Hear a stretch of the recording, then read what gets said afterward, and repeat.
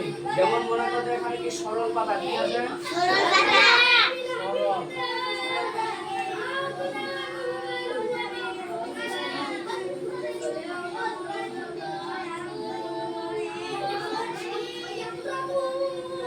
এখানে মনে করতে সরল পাতা কাকে বলে? কি বললাম?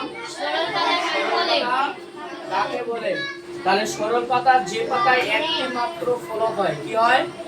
যে পাতায় একটি মাত্র ফলক হয় বা ফলক থাকে তাকে সরল পাতা বলে। যেমন আম, জাম, কাঁঠাল প্রভৃতি। এটাকে বলা হয় কি?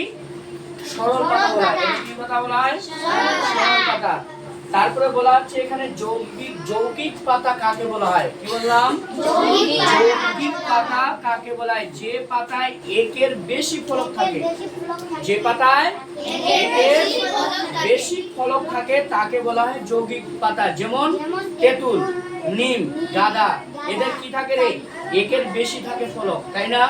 ভিতরে দেখবে একটার বেশি থাকবে, আর আমটার ওই একটাই থাকবে। তারপরে বলা হচ্ছে কোন গাছের পাতা ছুলে গুটিয়ে যায়? লজ্জাপতি। লজ্জাপতি গাছ মানে যদি আমরা ছুঁই তাহলে এটা কি গুটিয়ে যায়? আমরা যখন ছোটবেলায় রাস্তা দিয়ে যে যাচ্ছিলাম তখন আমরা ওই গাছটার আমরা নাম জানছিলাম না, কিন্তু আমরা ওটা যখন আমরা যেতাম, যখন এইভাবে হাতে বা পায়ে দিতাম তখন এটা গাছটা কি হয়ে যেত? গুটিয়ে যেত, মানে মুন্দে যেত। বুঝা হলো? চোখ বন্ধ হয়ে যেত, আবার কিছুক্ষণ করে খুলে যেত।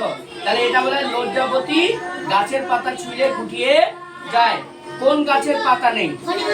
তাহলে হচ্ছে খনিমনসা গাছের পাতা নেই। তাহলে এইসব জিনিসগুলো তাহলে এইসব জিনিস হচ্ছে আমাদেরকে কি করতে হবে ভালো করে। তাহলে কি বললাম যে এইসব জিনিস আমাদেরকে মুখস্থ করতে হবে। ঠিক আছে? বুঝে গেছে? বন্ধ করো।